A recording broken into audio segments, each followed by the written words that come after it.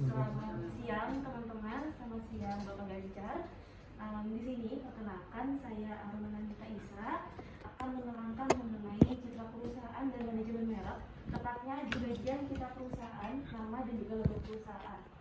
Baik, sebelum dimulai mungkin saya mau minta tolong ke teman-teman di sini. Di sini ada 3 merek ya. Bisa mungkin teman-teman ceritain dari yang logo Starbucks. Apa sih yang biasanya teman-teman pikirkan ketika melihat logo Starbucks? Mahal. Terus apa lagi? Bergengsi. Terus apa lagi? Ada lagi teman-teman? Berarti kalau Starbucks ini image-nya mahal dan bergengsi ya. Kalau Point Coffee, ada yang udah familiar sama Point Coffee? Apa yang bisa teman-teman pikirkan kalau lihat logonya Point Coffee? Indomaret. Terus apa lagi? Yang ada yang variannya yang teman-teman sering beli nggak? Matcha fruit ya. Oke. Terus yang terakhir nih, yang kopi kesayangan kita semua, ada kopi kenangan. Ada yang bisa teman-teman pikirkan, ada nggak tentang kopi kenangan?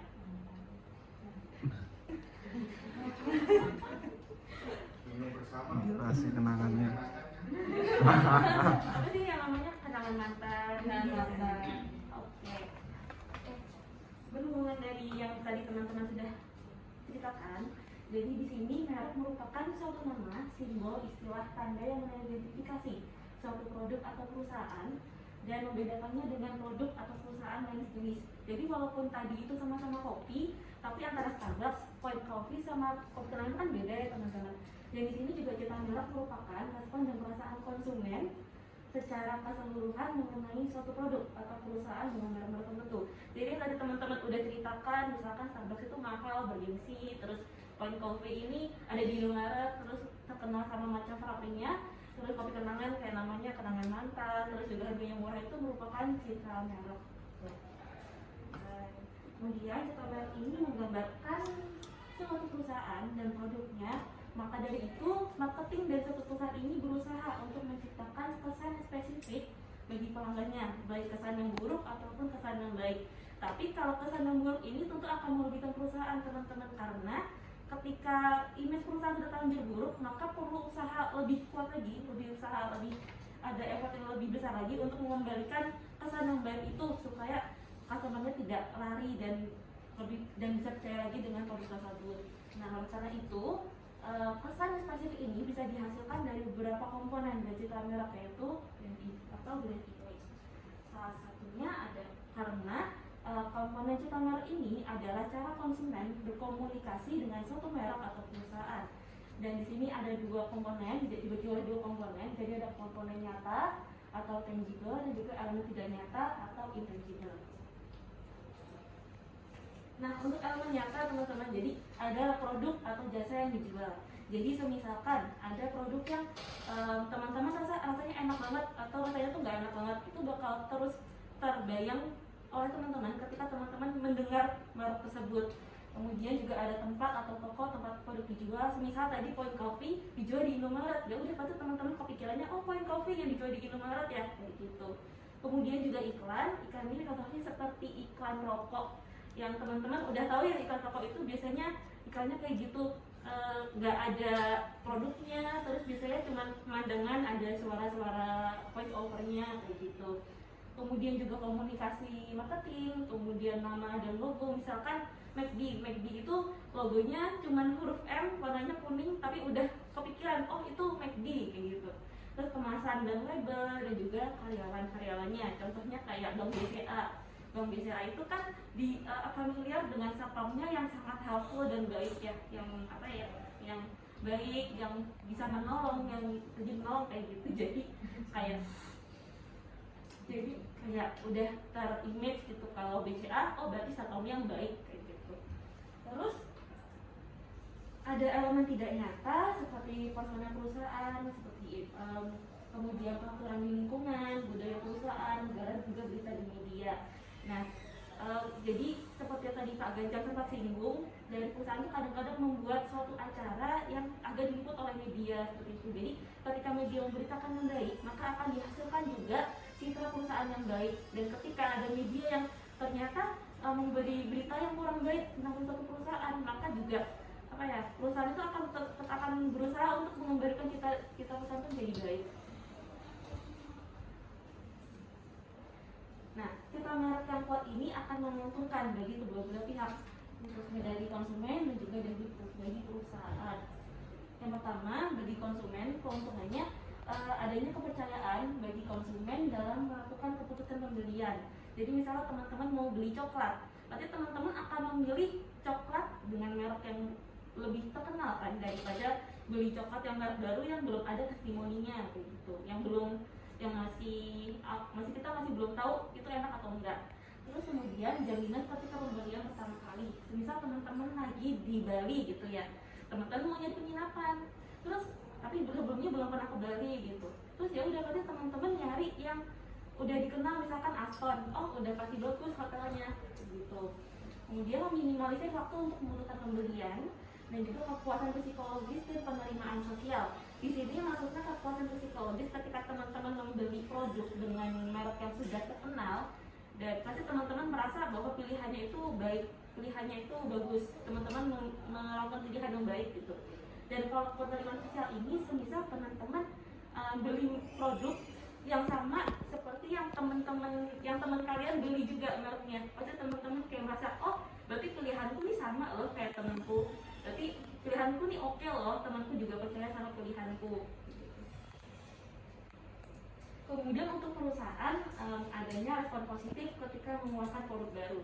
Semisal ada merek Geri mengeluarkan produk baru, akhirnya ya udah dari konsumen yang sebelumnya udah kenal Geri itu, oh enak, ya udah berarti produk barunya juga enak. Jadi responnya positif dari pelanggan-pelanggannya.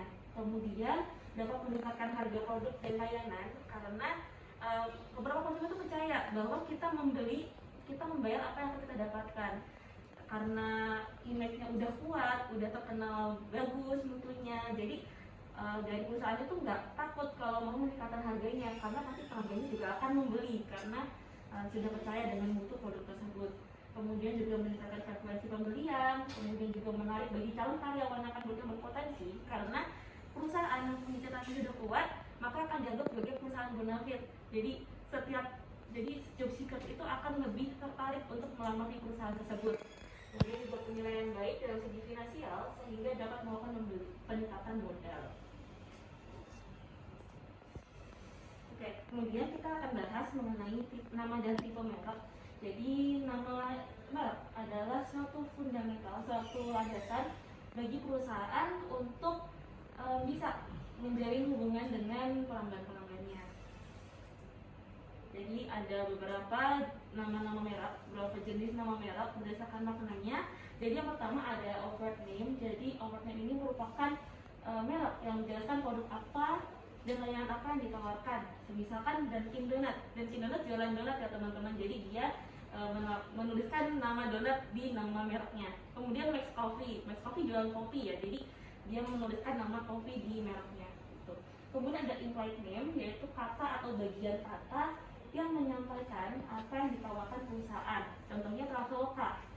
Terus ada conceptual name, jadi menyatakan esensi dari apa yang ditawarkan perusahaan. Contohnya ada Krispy Kreme. Jadi Krispy Kreme ini menggambarkan produk pangan yang diisi dengan isian krim yang lezat gitu. Jadi disertakan nama krim di mereknya. Kemudian ada iconoclastic name, jadi di sini menggunakan nama yang unik, berbeda dan juga mudah diingat. Contohnya Nokia sebagai merek handphone.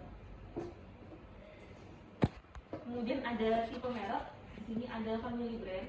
Jadi sekumpulan produk berbeda tapi tetap sejenis. Jadi kalau misalkan mereknya pangan, tapi ada beberapa produk sama-sama makanan juga dan di bawah satu merek. Contohnya dari Garuda Food ada Geri.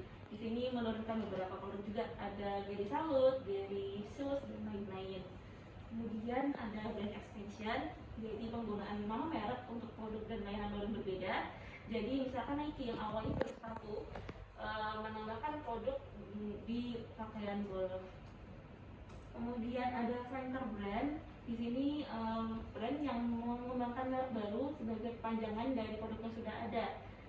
Tujuannya untuk menjangkau pasar baru. Contohnya di luar negeri itu ada air minum yang mereknya Nestle. Nah, Nestle ini kan segmentasinya ke medium dan low end ya, tapi dia ini pengen masuk ke pasar yang high end, pengen bersaing sama Equil dan lain-lain. Nah akhirnya Level ini membangun brand baru yang namanya Sun Pellegrino, yaitu produk air mineral yang ternyata bisa disegmentasikan ke high end gitu, dengan kemasan yang berbeda, dengan nama yang berbeda gitu. Kemudian ada private brand, yaitu merek milik suatu organisasi dan hanya untuk organisasi. Terus kemudian ada co-branding atau alliance branding, jadi semacam bentuk kombinasi dari dua merek yang berbeda. Di sini bagi menjadi tiga. Yang pertama ada ingredient branding, yaitu peletakan suatu merek dengan merek lainnya sebagai suatu bagian. Contohnya kalau di otak teman-teman ada Intel processor di laptop, itu salah satu contoh ingredient branding. Jadi Intel ini merupakan salah satu bagian dari produk laptop. Kemudian ada complementary branding, yaitu bentuk kerjasama untuk saling mendorong pembelian produk partner. Contohnya McDonald's dan BTS yang kembali jadi BTS Meals. Kemudian yang terakhir ada cooperative branding, yaitu bentuk kerjasama ketika dua atau lebih merek berada di produk atau layanan yang baru. Contohnya ada Citibank, American Airlines sama Visa membuat credit card yang namanya Citi Advantage Credit Card. Jadi semacam kolaborasi untuk bentuk produk baru. Yang terakhir ada logo merek. Jadi logo ini merupakan simbol yang digunakan untuk mengidentifikasi suatu merek. Nah, ketika teman-teman melihat suatu logo, pasti teman-teman terbayangkan akan merek-merek tersebut. Nah, di sini ada levelnya, ada tingkatannya teman-teman ternyata. Jadi level 1, ketika teman-teman melihat logo itu, teman-teman cuma pernah lihat, cuma ingat kalau pernah lihat logo tersebut. Tapi di level 2, level ini, teman-teman ketika melihat logo, teman-teman bisa ingat, ini merek ini dan dari perusahaan ini. Jadi lebih dikenali gitu.